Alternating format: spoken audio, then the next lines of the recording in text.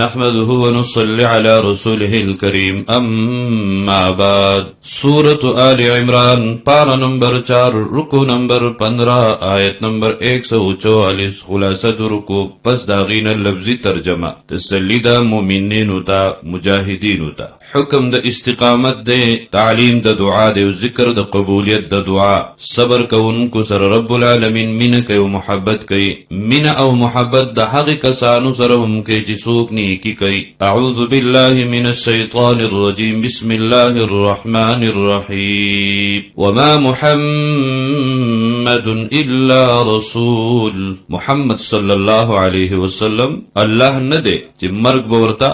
نرازی بلکہ رسول اللہ دے نو مرگ بورتا رازی لکه څنګه دنه مخکې ډیر رسولان پیغمبران تیر شوی دی او مرگ پیراغلی دی نو که چرتا د خپل مرگ وفات شي یا شهید شي یا اوجلی شي نو آیا تاسو بخپل دین اسلام پرېږدئ یاد ساتئ څوک چې دین اسلام نه واوختل دین د الله ته نقصان نشي رسول عبادت د رب العالمین وی او رب هغه دی چې د مرگ نه پاک نو تاسو د رب عبادت کوئ رب همیشه ژوندی وي دی کی اشاره ده د غزوه احد هغه خبر ته چې هغه د مسلمانانو د پاره د قیامت نه کم نو کله چې په غزوه احد کې د دروغ دا خبر عام شو چې رسول الله صلی الله علیه وسلم شهید کړل شو څه مؤمنان به حوصله شو چې رسول الله صلی الله علیه وسلم دنیا نه تشریف یوړو نو وس د جنگ کولو کوم ضرورت او څه داسې وو چې هغوی میدان د جهاد ته واپس ورننوت لکه انس ابن نضر رضی الله عنه د الله په ذات باندې قسم کو چې ماته د احد د غر د خوانه د جنت خوشبو را روانه او اعلان وکړو رسول الله صلی الله علیه وسلم وفات شوی نو الله ژوندی دی د الله رسول چې موږ ته کومه طریقه ښودلې ده په هغه طریقه باندې موږ جهاد کو لګیا بو او میدان ته ننوت په شهادت باندې ورسېدو ډېر المؤمنین داسې وو چې هغوی ویلا چې اوس دنیا کې د ژوندي پاتې کېدو خوند نشته دی هغوی په شهادت باندې ورسېدل زخمیان شو په دغه غزوه کې رسول الله صلی الله علیه وسلم غاخونه هم شیدل شو مخ مبارک هم زخمی شوی جسم اطهر نه ویني هم بيدلې وي چې د هغې مکمل تفصیل د سیرت په کتابونو کې دی تاسو هغې طرف ته رجوع وکړئ نو دغه خبر د مسلمانانو د پاره د قیامت نه کم نو هغې ته تسلی ده کله چې رسول الله صلی الله علیه وسلم ولیدلی شو دغه صحابه کرام واپس راغله د الله رسول خواته راجمع شو دوباره د جنگ آغاز وکړه وما محمد او ندی محمد صلی الله علیه وسلم الا مگر رسول دے عظیم پیغمبر دے قد یقینا خلت تیر شوی دی من قبله مخی ددنا الرسل جمع دا دیر پیغمبران افا اماتا پس کمرشی دے وفات شي دے او قتلا یا اوجل شو شهادت بانی ارسی انقلبتم نو اوڑی بتاسو علا اعقابکم پپندخ پلو باندے یعنی تاسو با دین اسلام پریک دی خواوری ومن ینقلب او سوک چی واوڑی دو علا عقبیه پپندخ پلو دین اسلام پریخو دو فلن يضر الله نو هیڅ کلا ضرر نشي رسولی الله تا شیئا د هیڅ چیز نه الله تا او نه دین د الله تا بلکې نقصان بخپلو کی چې څوک دین اسلام پریک وسيجزي الله الشاکرین او ډیر زردا چې بدله ورکړي الله شکر گزارو تا مرګ کله برازي کوم وخت کې برازي د سنه برازي دا هر څه مخکې نه په تقدیر کې لیکل شوی کومه نیټه کوم وخت او کوم ورځ چې د الله د طرف نه مقرر دا غین نه څوک رستو کېدی شي او نه مخکې کېدی شي په تقدیر بستا ایمان وي وما كان لنفس او ممکن ندی د یو کس د پاره ان تموت چې مړ شي الا باذن الله بغیر د حکم د الله نه دا مرګ کتابا لیکل دی مؤجلا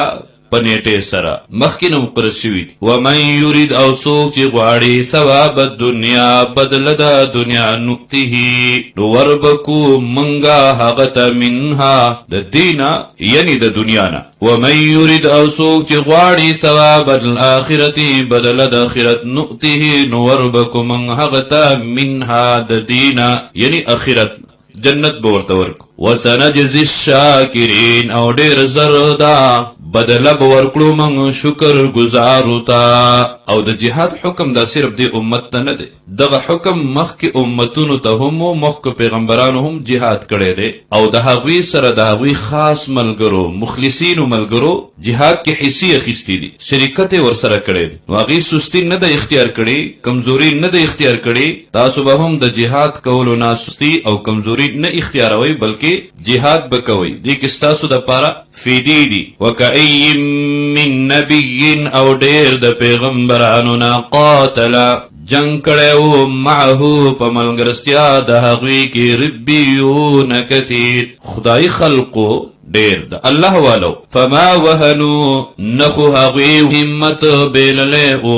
لما د وجې د هغه مصیبتونو نه اصابهم چې رسیدلی و دوی ته فی سبیل الله پلاره د الله کې. نو تاسو همت مبیلی. وما ضعفو او نه کمزوری شوی وو نو تاسو کمزوری مه اختیاروئ. وما استکانو او نه ښکته شوی وو سر ټیټی نو کړی نو تاسو سر مخ کته کوئ دشمن ته. او دې کې به تکالیف تاسو ته راځي، مشکلات به راځي، مصائب به راځي، نو صبر به کوئ. والله يحب الصابرین او الله محبت کوي، مینه کوي صبر کوونکو سره. الله خو خوي صبر کوونکي. تعلیم د دعا دی، میدان ته به کوز شو هغې به دا دعاګانې غوښتلې، تاسو هم دعا غواړئ. وما كان قولهم او نوا وینا د دوی دعا د دوی الا سوا د دینا ان قالوا چې ویل بی ربنا اغفر لنا اے ربا زمنگا بخنا اکڑا منگتا ذنوبنا گناہنا زمن و اسرافنا او زیتے زمنگا کمی زیتے زمنگا فی امرنا پکار زمن کی وثبت اقدامنا او کلکڑا قدمنا زمنگا وانصرنا او غلب راکڑا منگتا علی القوم الكافرین فخلقو اغا قوم کافرانو باندی لکه طالوت رحمهم الله کله جهاد ته اوت دا دعای کړي وا ملګری ورسره الله ورته فتح ورکړ. فآتاهم الله پس ورکړه دوی ته الله ثواب الدنيا بدل د دنیا وحسن ثواب الآخرة او بدل د آخرت. والله يحب المحسنين الله خو خوي نیکان. الله مینه محبت کوي د نیکانو سره او جهاد چې څوک کوي دا نیکان دي. رب العالمین دا مجاهدین سره مینه او محبت کوي.